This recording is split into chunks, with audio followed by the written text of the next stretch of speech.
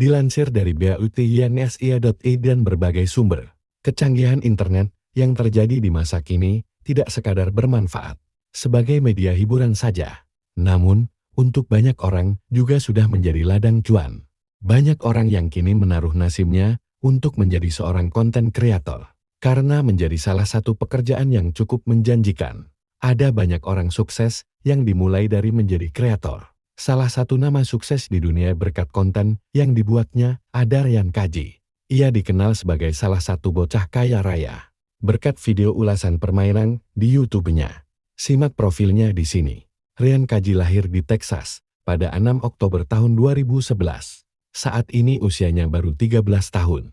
Di usia yang masih sangat muda tersebut, ia berhasil mengalahkan banyak orang dewasa di dunia. Saat usia 6 tahun, ia telah memperoleh lebih dari 10 juta dolar Amerika.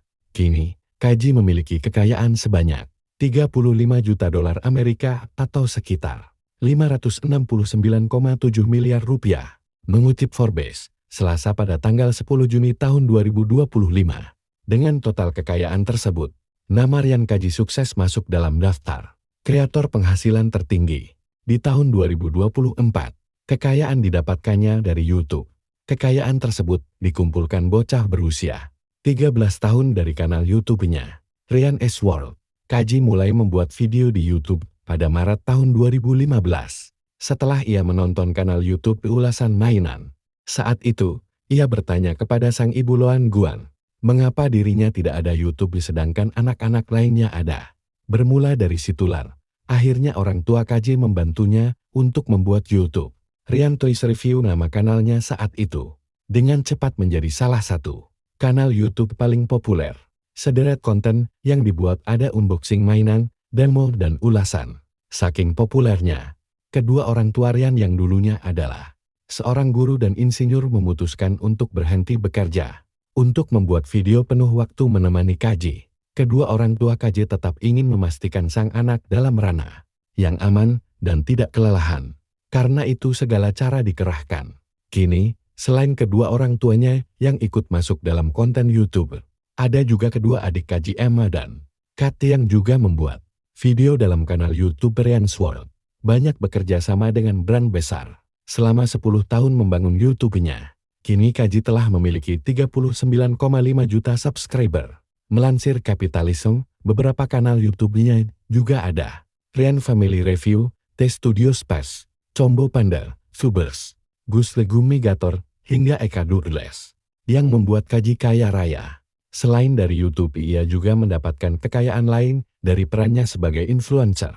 Banyak brand besar yang mengajaknya bekerja sama. Mengutip Tim, nama Ryan Kaji telah digunakan ke 1.600 produk, berlisensi di 30 negara, termasuk Skechers, Piyama, Roblox, perlengkapan tidur, jam tangan, peralatan olahraga, botol air, furnitur, pasta gigi, dan tentu saja mainan. Dari sini, tentu banyak kekayaan yang telah didapatkannya. Dari sini, tentu banyak kekayaan yang telah didapatkannya. Tak hanya itu, di tahun 2021, ia masuk nominasi Streamy Award, dan tahun 2022, masuk nominasi Kate Ash Choice Award. Walau nggak menang, di usianya yang masih sangat muda, ini menjadi salah satu pencapaian terbaik. Kita lihat lagi lebih luas profil Ryan Kaji. Bocah berusia 13 tahun yang miliki harta 569 miliar rupiah berkat jadi konten kreator. Berikut ini, di dunia digital yang terus berkembang, muncul sosok luar biasa bernama Ryan Kaji.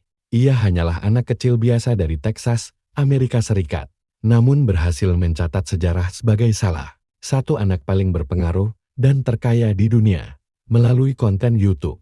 Sejak usia 4 tahun, Ryan sudah tampil di depan kamera untuk mengulas mainan. Dan kini, ia mengelola kerajaan media anak-anak yang bernilai jutaan dolar. Perjalanan Ryan bukan hanya kisah kesuksesan luar biasa, tetapi juga gambaran bagaimana era digital mengubah cara anak-anak tumbuh, belajar, dan menciptakan kekayaan. Ryan Kaji lahir pada tanggal 6 Oktober tahun 2011 di Texas, Amerika Serikat, dengan nama asli Ryan Haruto Moyan. Ayahnya, Shin Kaji, berasal dari Jepang dan memiliki latar belakang teknik. Ibunya, Loan Kaji, adalah keturunan Vietnam dan pernah bekerja sebagai guru kimia. Keduanya kemudian berhenti dari profesi mereka untuk fokus mengelola saluran YouTube anak mereka. Keluarga Kaji bukan berasal dari kalangan selebritas atau pengusaha.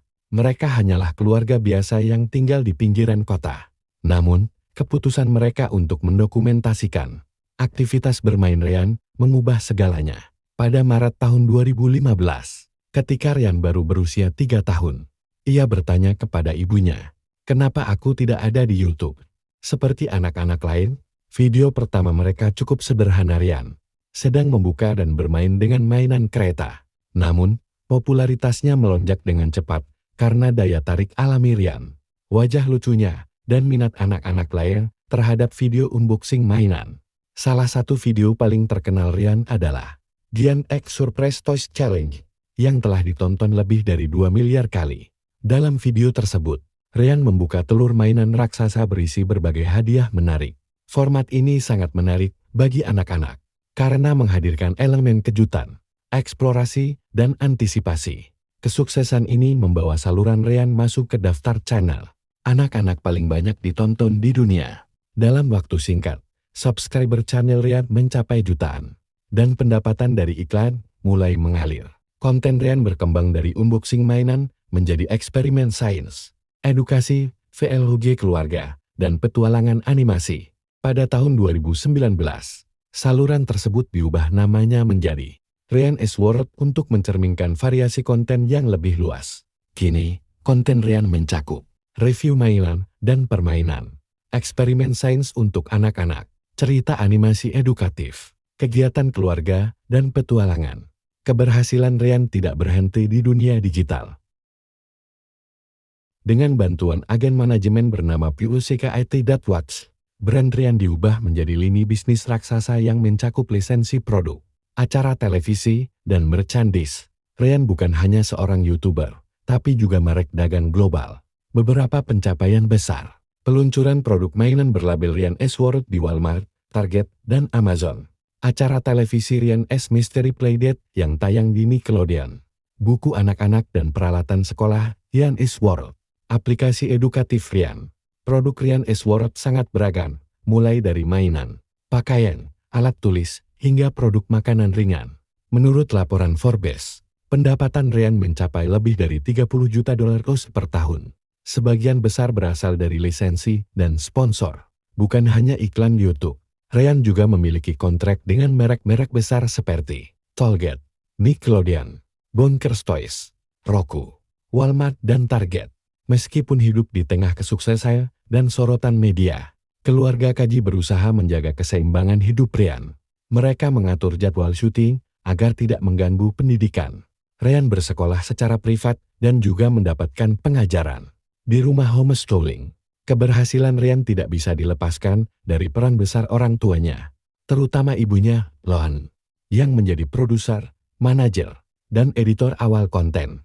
Mereka menjaga agar anak mereka tetap dilindungi secara hukum dan etis. Kontroversi dan tantangan. Kritikan terhadap monetisasi anak. Beberapa kritikus menyoroti soal etika memonetisasi konten anak-anak.